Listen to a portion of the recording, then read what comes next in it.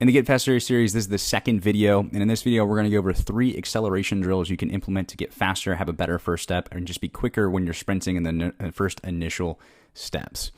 The first drill that we're going to go over is a simple, foundational, basic, very important wall drill. I think most sports performance coaches utilize this drill, and then what you're going to do is you're going to find a wall. I just have a pole here. You're going to put your hands on the pole, and you're going to walk back where your feet are underneath of your hips. From there, you're going to pull one knee up, toe up, keeping the back heel off the ground, and focus on striking into the ground underneath the hip. You can do singles, you can do doubles, you can do multiple repetitions where you're working on bouncing the foot off the floor like it's a sled almost, and you can progress this up where you're doing the same exact concept and you add a band to it, whether around the ankles, around the feet. The nice thing about the band is it adds a little bit of resistance and it forces you to dorsiflex those feet, so pulling the toes for the shins so the foot is prepped for impact. It's really important acceleration that we're able to strike the ground hard.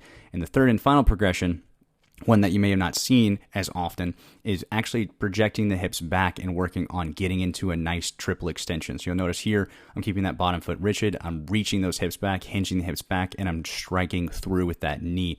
When it comes to a first step, it's not all about driving the knee up. It's about projecting forward, getting those hips through so the knee's going to follow, the toe's going to follow. We can get as horizontal as possible, get to that angle, and then be able to strike it back into the ground. And this is going to translate to the second drill. And the second drill, just working on first step mechanics. And I actually like using a hill for this. So you'll notice in this drill, I've got a short little hill. You can use whatever hill you want, just not too much of an angle. And I'm working on projecting those hips forward, getting horizontal. On the hill, it's a little bit more vertical, but I think it makes it easier to understand this concept. And initially here, I'm actually just landing on my first step. I'm not actually striking the ground, but I'm really focusing on getting forward, pushing those hips forward, getting that knee up big, so I'm getting into a good position.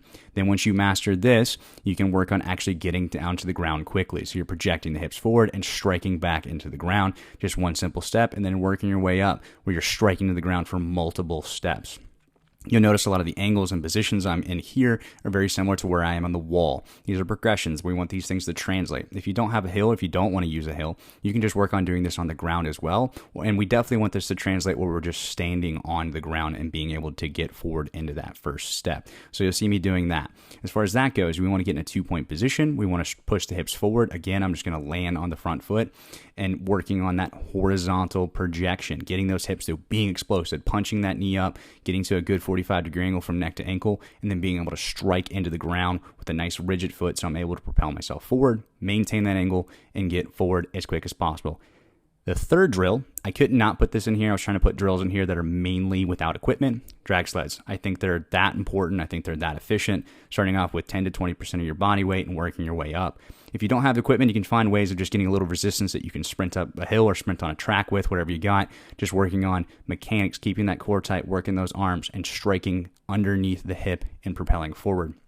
As far as getting faster goes, a lot of it boils down to working on mechanics, but then also sprinting as hard as you can efficiently throughout the week, whether it's doing it 1 to 2 times a week, getting 6 to 10 hard sprints in for 20 to 40 yards. It really can help, and it's really efficient at getting faster.